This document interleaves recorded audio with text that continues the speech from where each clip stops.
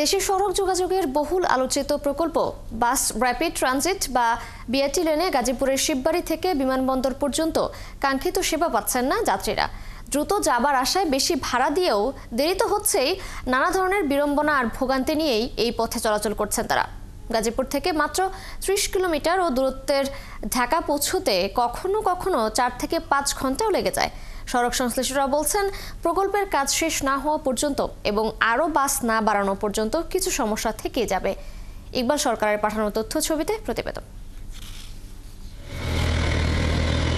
BRT প্রকল্পের লেনে বিশেষ বাস চলার কথা। আগামী জুনে এই প্রকল্প পুরোপুরি চালু করার কথা। প্রকল্পের নির্মাণ কাজ শেষ না হলেও যাত্রাপথে যানজট এড়াতে এবং সময় সাশ্রয়ের জন্য গাজীপুর বিআরটি লেনে গত বছরের ডিসেম্বরে বিআরটিসি 13টি এসি বাস শিববাড়ি থেকে গুলিস্তান চলাচল শুরু করে। এখন এই লেনে 7 থেকে 8টি বাস চলাচল করে। যাত্রীদের অভিযোগ, বিআরটি প্রকল্পের লেনে প্রতিনিয়ত যাত্রীবাহী অন্য বাস, ট্রাক ও স্বল্পগতির নানা ধরনের যানবাহনের ভিড়ে যানজটের কবলে পড়তে হচ্ছে। অধিক মূল্যের টিকিট কিনেও বিআরটিসি বাসে ভ্রমণ করে কাঙ্ক্ষিত সেবা থেকে বঞ্চিত হচ্ছেন তারা। টার্মিনালে নেই ন্যূনতম সুবিধা, বসার জায়গা নাই, তারপরে কোনো বাথরুম টয়লেট নাই। দেখা যাচ্ছে 1 ঘন্টা আধা ঘন্টা 45 মিনিট ওয়েট করতে হয় বাসের জন্য। এখানে কিছু চিন্তায় হওয়ার কিছু সম্ভাবনা থাকে এবং প্রায়শই এটা ঘটে। কাউন্টারম্যানরা বলছেন, প্রকল্প শেষ না হলে এবং বাস বাড়ানো সম্ভব না হলে বিআরটি লেনে যাত্রীদের কিছু ভোগান্তি থেকেই যাবে। আর চালকরা বলছেন, গন্তব্যে পৌঁছতে 2 থেকে 3 গুণ বেশি সময় লেগে যাচ্ছে। এখন পর্যন্ত পরীক্ষামূলকভাবে এই বিআরটি লেনটা বিআরটিসি চালাচ্ছে আর কি। তো পরিপূর্ণভাবে সার্ভিস চালু হলে হয়তো গাড়ি বাড়ানো হবে। বিআরটি লেনটা করতে এই লেনে সকল ধরনের পরিবহন গাড়িগুলো ঢুকছে, রিক্সা রাস্তা উভয় পাশ তারা জামজাট করে রাখে। সমস্যা সমাধানে ট্রাফিক পুলিশ বাড়ানো সহ নানা পদক্ষেপ নেওয়া হচ্ছে বলে জানান জেলা প্রশাসক।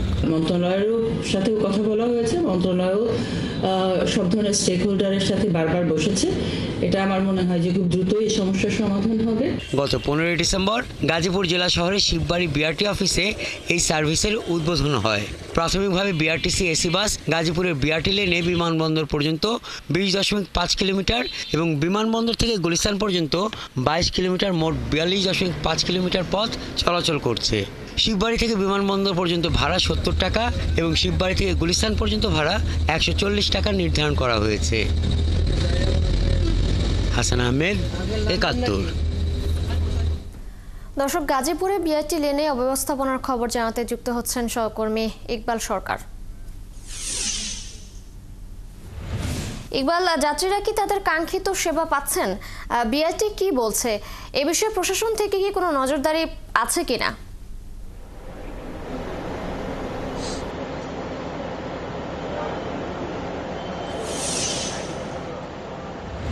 আপনি নিশ্চয়ই জানেন যে একটা ভোগান্তির প্রকল্প হলো এই বিআরটি প্রকল্প। দেশের সড়ক নির্মাণের যত প্রকল্প হয়েছে বা যত সড়ক নির্মাণ হয়েছে তার মধ্যে সবচেয়ে বেশি ব্যয়বহুল হলো এই প্রকল্প। মাত্র 2000 কোটি টাকার মতো খরচের যে পরিকল্পনা ছিল সেটা পরে ধীরে ধীরে খরচ বেড়ে 4200 কোটি টাকার প্রকল্পে দাঁড়িয়েছে।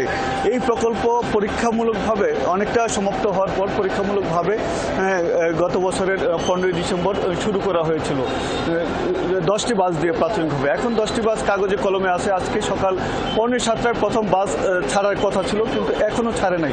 আপনি হয়তো দেখছেন যে একটি বাসে যাত্রী উঠছে, এটাই আজকের প্রথম বাস। অর্থাৎ 6:45টায় যেটা ছাড়ার কথা ছিল সেটা 8টা, 8:15 বাজার পরও ছাড়তে পারেনি।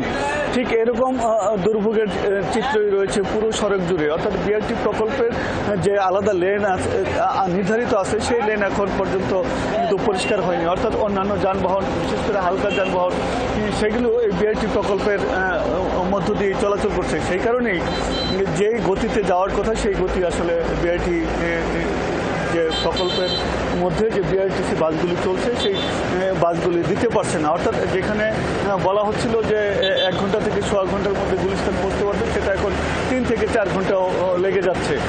অর্থাৎ স্বাভাবিকভাবে অন্যান্য যে পরিবহন যেই গতিতে চলছে সেই একই রকম ব্যবস্থাপনায় চলছে। আর এখানে তো দুর্ভোগের শেষ নাই। চালকরা বলছেন যে যদি তাদের নির্ধারিত সময়ে যেতে হয় তাহলে তাদের জন্য যে আলাদা লেন সেটা পরিষ্কার করতে হবে, কিন্তু সেই লেন পরিষ্কার করার কোনো উদ্যোগ নেই। ট্রাফিক ব্যবস্থাপনাও অতটা এখানে শক্তিশালী নয়।